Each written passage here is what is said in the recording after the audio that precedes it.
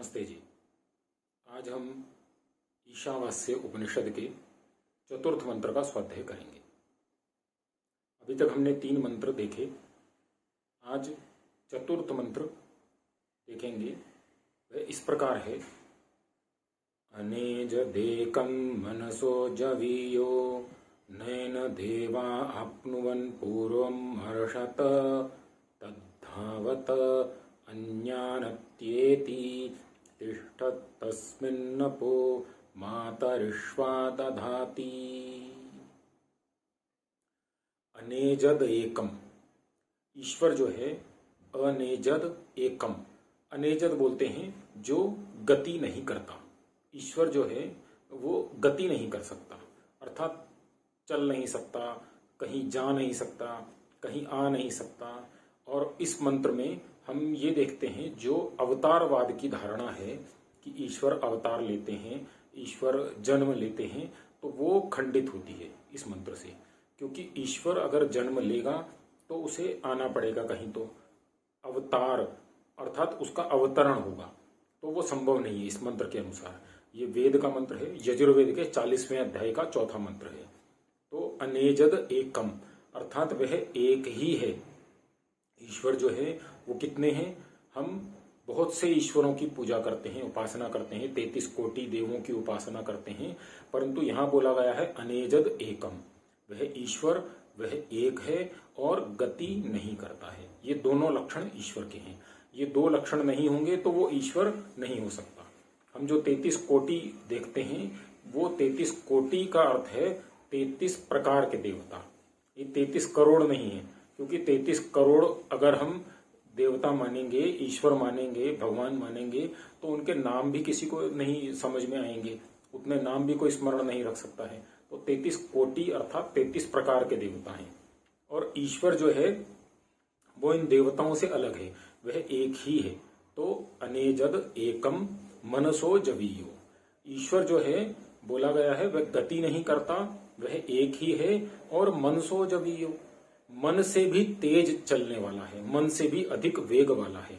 मनसो जवीयो नैन देवा आप्नुवन पूर्वम अर्षत, जो ईश्वर गति नहीं करता वह मन से भी अधिक गति वाला है।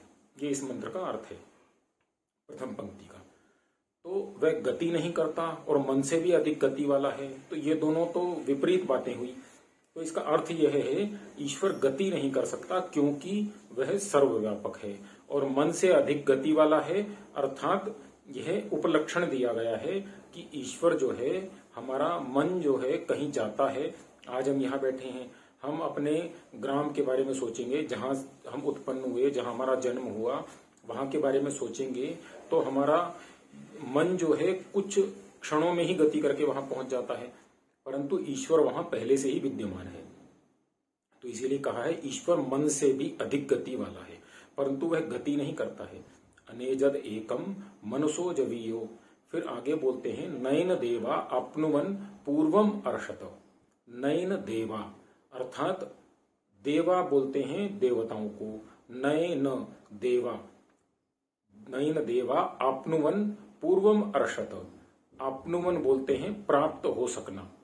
वह जो ईश्वर है वह देवताओं के द्वारा प्राप्त नहीं हो सकता, देवताओं के द्वारा उसको प्राप्त नहीं किया जा सकता। अब देवता कौन है? देवता हैं हमारे लिए जो हमारी इंद्रियां हैं वो भी देवताओं का कार्य करती हैं। देवता का अर्थ क्या होता है? जो हमें कुछ देता है। तो इंद्रियां हमें क्या देती हैं? हमारे चक्षु हैं, ज्ञान इंद्रिय हैं, जो हमारी 5 ज्ञान इंद्रियां हैं, चक्षु, श्रोत्र, वाणी, ये जो हमारी ज्ञान इंद्रियां हैं 5, ये हमें ज्ञान देती हैं, ज्ञान प्राप्त करवाती हैं। आंखों से हम देखते हैं तो कुछ ज्ञान प्राप्त होता है, कान से सुनते हैं ज्ञान प्राप्त होता है, त्वचा से स्पर्श करते हैं ज्ञान प्राप्त होता है। तो इस प्रकार जो हम ज्ञान प्राप्त करते हैं, जो भी हमें ज्ञान देता है, जो भी हमें कुछ अच्छी वस्तु, जो सात्विक वस्तु देता है, तो वह देवता ही है। इंद्रियों से तो हम गलत भी प्राप्त करते हैं, परंतु वो हमारी त्रुटि है, इंद्रियों की त्रुटि नहीं है। तो इंद्रियों को देवताओं की श्रेणी में रखा गया है। तो नयन देवा आप्नुवन पूर्वम अर्षत, ईश्वर को प्राप्त नहीं किया जा सकता ज्ञान इंद्रियों या कर्म इंद्रियों के द्वारा। इंद्रियों के द्वारा ईश्वर को प्राप्त नहीं किया जा सकता। ईश्वर इंद्रियों का विषय नहीं है।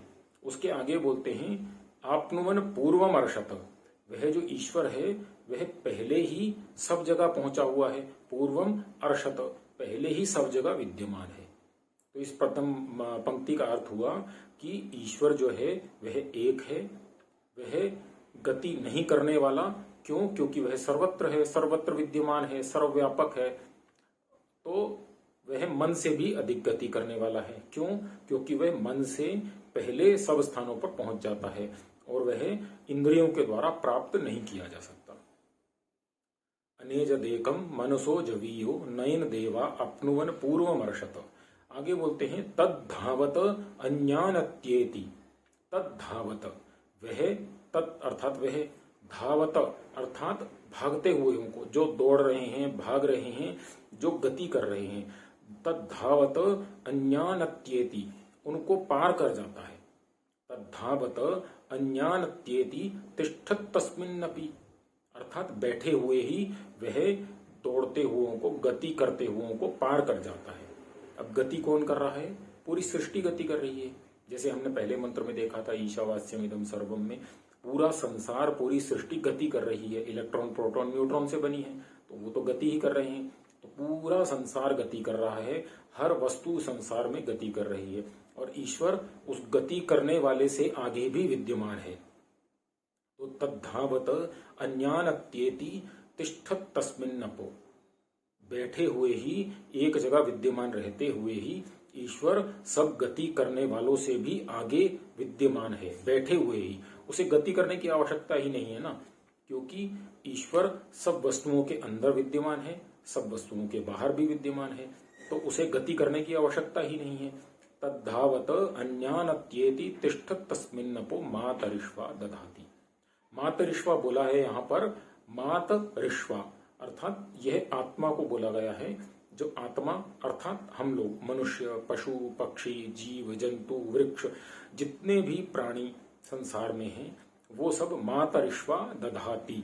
दधाति अर्थात देते हैं। किसको देते हैं? ईश्वर को देते हैं। क्या देते हैं?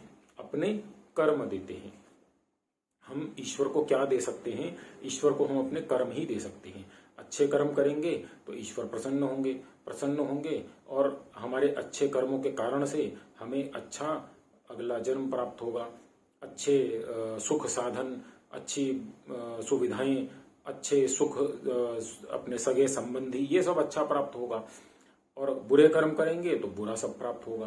तो इस मंत्र में कहा गया है कि जो जीव है वो ईश्वर के अंदर रह करके ही मातरिष्वा दधाति, ईश्वर के अंदर रह करके ही अपने कर्मों को करता है। तो पूरे मंत्र का अर्थ हुआ कि ईश्वर एक है, वह गति नहीं करता है। जो ईश्वर है वह गति नहीं करता है और वह मन से भी अधिक गतिवान है, मन से भी अधिक वेग वाला है। क्यों? क्योंकि वो सब जगह पहले ही विद्यमान है। हमारा मन तो पहुंचने को कुछ तो समय लगेगा, परंतु ईश्वर वहां पहले से ही विद्यमान है। हम अभी यहाँ गए फिर वहां गए, दोनों के बीच का जो अंतर है वही समय है, परंतु ईश्वर दोनों जगह पहले ही विद्यमान है। तो तद्धावत अन्यानत्येति तिष्ठत तस्मिन्नपो मातरिष्वा दधाति। ईश्वर गति करते हुओं को भी बैठे बैठे ही पार कर जाता है और हम मनुष्य, पशु, पक्षी, जो भी जीव जंतु प्राणी हैं, वे सब उसी ईश्वर के अंदर ही अपने कर्मों को अर्पण करते हैं। तो ईश्वर को क्या अर्पण करना है? अपने कर्म अर्पण करने हैं। कैसे कर्म अर्पण करने हैं? अच्छे कर्म अर्पण करने हैं, बुरे कर्म अर्पण नहीं करने हैं। बुरे कर्म क्या हैं?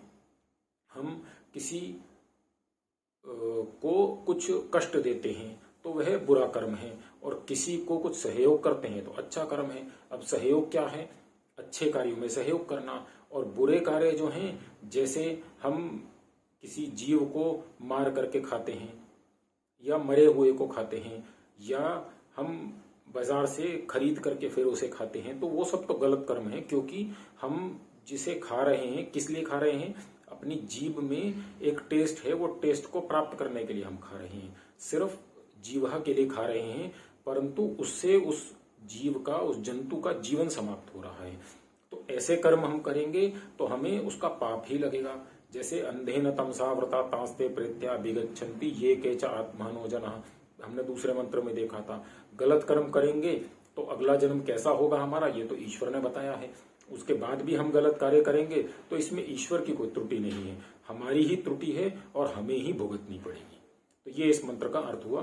धन्यवाद, नमस्ते।